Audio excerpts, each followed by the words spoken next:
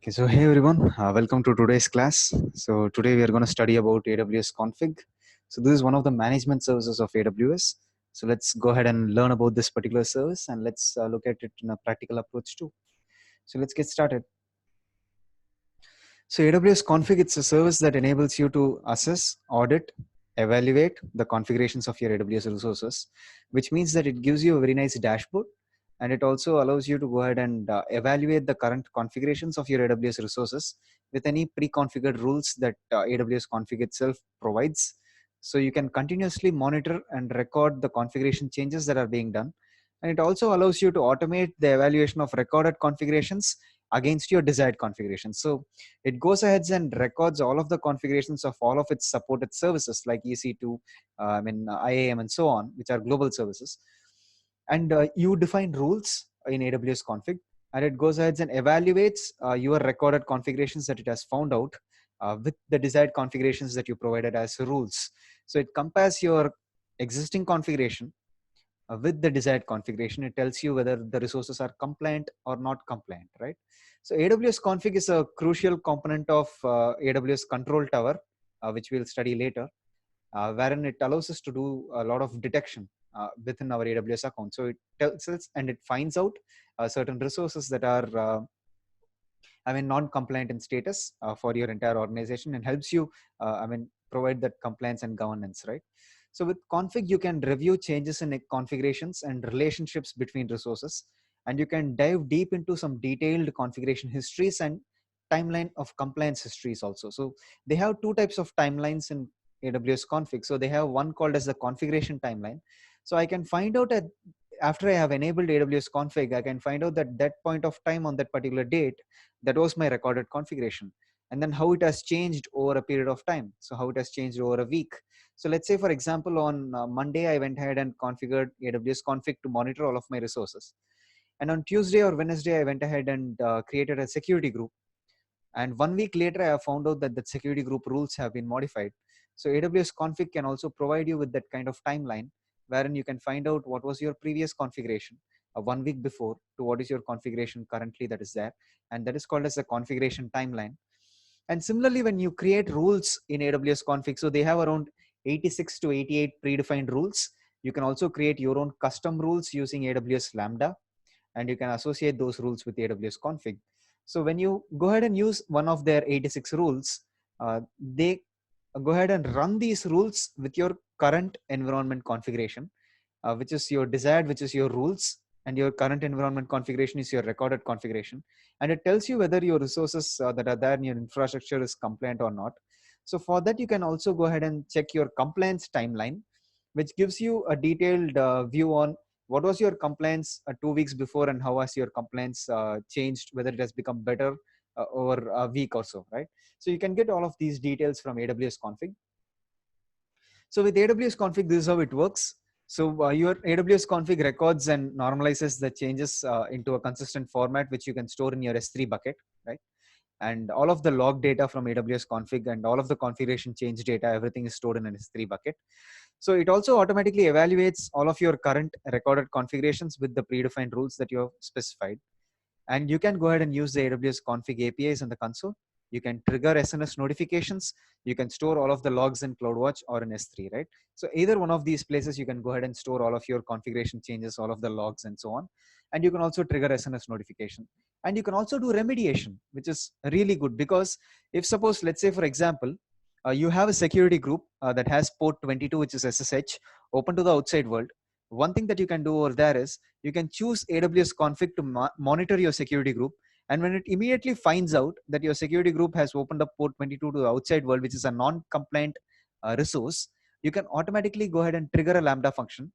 And then that Lambda function can go ahead and remove that rule from that security group, which is brilliant according to me. So you can enforce, compliance onto your AWS infrastructure. So how would you do that? You would use a CloudWatch event.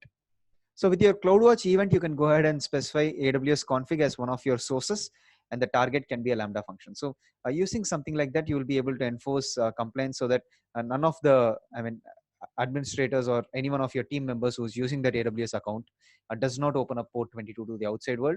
Even if they do, immediately it removes that rule from that security group by using this kind of compliance, right? So you can trigger Lambda functions in response to events. So some of the use cases are AWS config will discover resources. It also provides you with a very nice inventory wherein you can go ahead and do some searching. You can also use AWS config to aggregate your config data and your resource inventory data across multiple accounts, across multiple regions, using a configuration called as aggregator. And when you enable your aggregator, you have to specify the account IDs. You have to specify the regions within those accounts wherein you will be getting the config data. And you can use a centralized S3 bucket in a separate account wherein all of your config data across multiple accounts and multiple regions are consolidated and stored. So that is also possible. And AWS config allows you to codify your compliance with custom rules using AWS Lambda. That is also possible. So some of the rules that they support are restricted SSH rule, ACM expiration rule, wherein your SSL certificate, when it's expired, you'll be able to modify the, monitor that also. You can also choose to monitor your CloudTrail, whether it's enabled or not. And for CloudTrail, whether log validation is enabled or not. And whether CloudWatch logs is enabled or not. So these are the different rules that you have in AWS config. You have at least 86 rules over there. But if you want any other custom rules, you can use AWS Lambda to define your custom rules. And with AWS config, you can even quickly troubleshoot some operational issues and find out any recent configuration changes that someone has done. So if suppose someone modifies your security group, you'll be able to find that and so on. Right? And on what date and what timestamp did they do that. And when your resources are created or updated or deleted, AWS config streams can, AWS config can stream these changes to an SNS topic so that you're notified for all of the configuration changes that happen within your AWS account, right? And data from AWS config enables you to continuously monitor your configuration and find out whether there are any security weaknesses. So for example, you can use AWS config to monitor all of your security groups to find out whether any security group exposes port 22 to the outside world. And again, you can trigger SNS notifications, which can be sent to your security team or your infra team or your SecOps team in order to take some action and review those security groups and so on, right? Or you can go ahead and trigger a Lambda function that removes that rule from the security group, enforcing an automated compliance within your infrastructure. So keeping all of these things in mind, so config is not that big of a service, but then it provides you with all of these features. So you have to be very clear about the features that it provides. So to enable AWS config on the console, once you have enabled it, it at least takes 10 to 15 minutes to find out all of the resources from your existing infrastructure. So let's go ahead and look at the dashboard. I have already enabled AWS config, and this is the new redesigned config dashboard. We are using the new look over here, and it has identified 1046 resources within this account. So you can see all of the resources that it supports.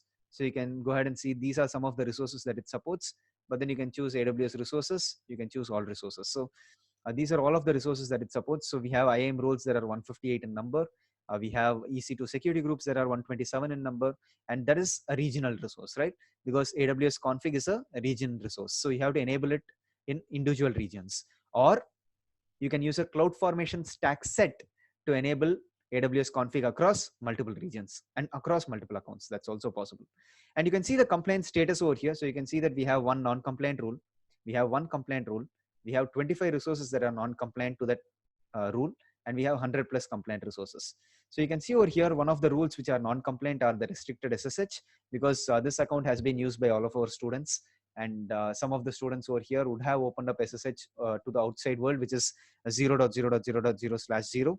So therein it gives us the, the compliance status saying that we have 25 non-compliant resources. So let's go ahead and take a look at all of the other rules that are supported by AWS config. So on the left side, you can click on rules, and you can see over here, we have 3 rules that we have set. We have CloudTrail, which is enabled. So that's in a compliance status. You can see the ACM certificate expiration check. We don't have any ACM certificates over here. So ACM is nothing but Amazon Certificate Manager, where we can create free SSL certificates. Public SSL certificates are free. Private SSL certificates are $400 each. So we haven't created any SSL certificates. That's the reason why we don't have a compliance status. But let me go ahead and add some rules. So you can go ahead and see that there are around 122 right now AWS managed rules. So you can go ahead and read through all of these rules. So you have 25 pages of these rules. You can also find out rules pertaining towards CloudTrail alone, right? So you can see that alone over here. And we have 6 rules that are pertaining towards CloudTrail, wherein whether you have CloudTrail, CloudWatch logs enabled, whether you have encryption enabled for your logs, whether you have log file validation enabled, whether all of your data is stored in S3 bucket, and again, whether you have CloudTrail enabled or not. So you can guess that these are all your detective measures. So these are not preventive measures. These are detective measures wherein your current configuration is going to be evaluated with these rules as your recorded configuration, and there is a charge or a pricing for each and every rule that you enable. You can check that on the docs. So over here you also have the facility to create your own custom rule, wherein you have to specify your Lambda function, which is the Lambda function's ARN, and then you can choose to whether you want to evaluate this on a periodic basis or only when there is a configuration change basis, right? You can go ahead and click on next, go to the review settings and go ahead and create, right?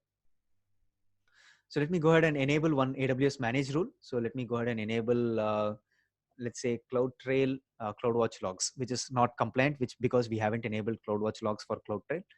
So you can see over here by default, it's being triggered type as on a periodic basis of frequency of 24 hours. You can also choose to go with 1 hour or 3 hours. So every time that it runs, every 1 hour it runs, you will be able to see the compliance timeline for this. Okay.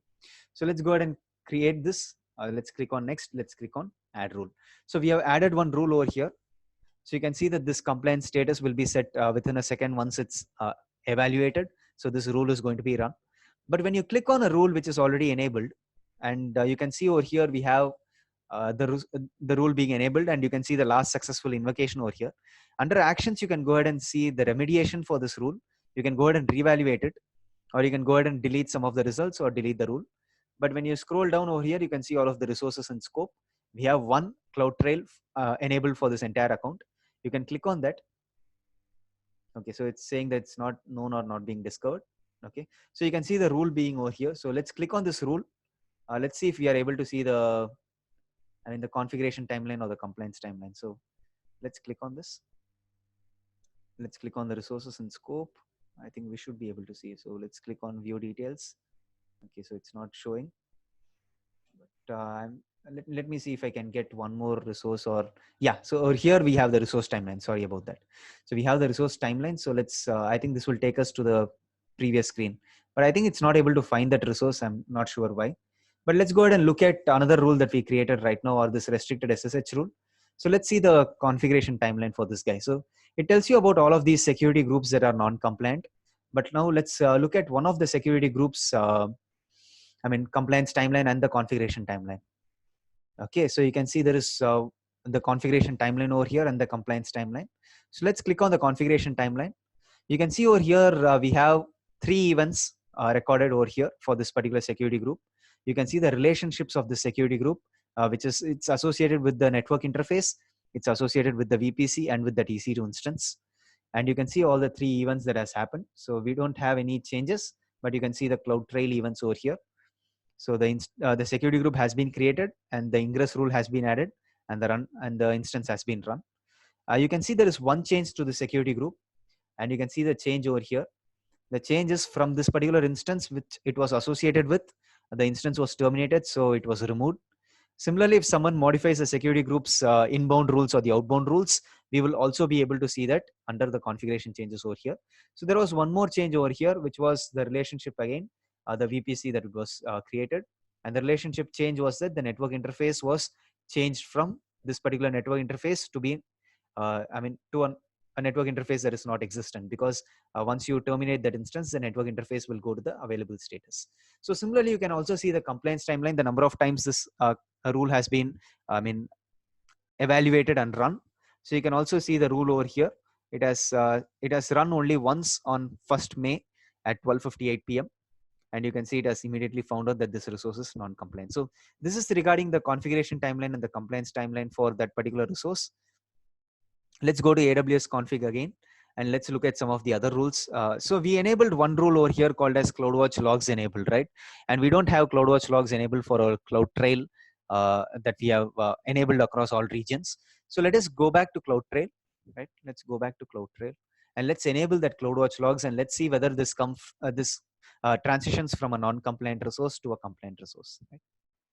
So let's go to CloudTrail, and let's see if we are able to find that CloudTrail. So let's go to Trails. So we have one CloudTrail enabled over here. So let me click on this CloudTrail, and let me go down and let me enable CloudWatch logs. So let it go ahead and create a new CloudWatch logs group. Let's go ahead and click on continue. So it's going to go to IAM and it's going to ask me to authorize an IAM role for it to do that on my behalf. I'm going to go ahead and click on allow.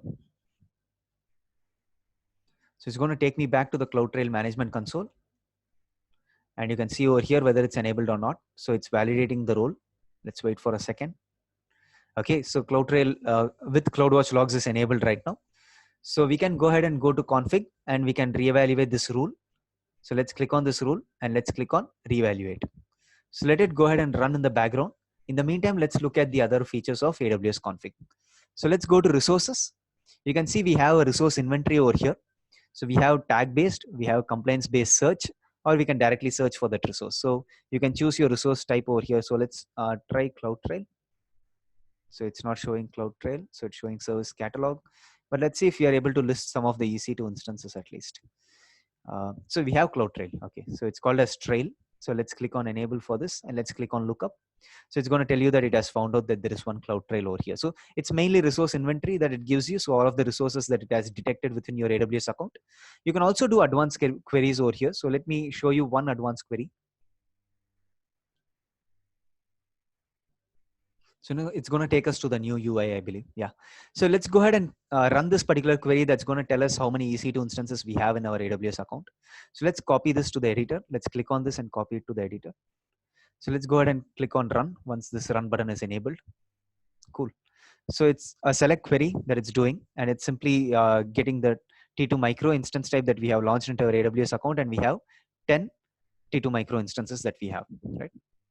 So similarly, you can go ahead and check out all of these advanced queries. But again, this is not that much part of the AWS associate exam. They're not going to ask you on this. Let's also look at one more concept called as the aggregator. So when you choose aggregators, you can see an aggregator is an AWS config resource type that collects config data from multiple accounts and regions. So in order to enable this, all you have to do is click on create aggregator. You have to allow AWS to replicate from the source account into the aggregator account. So you can go ahead and specify individual account IDs, right?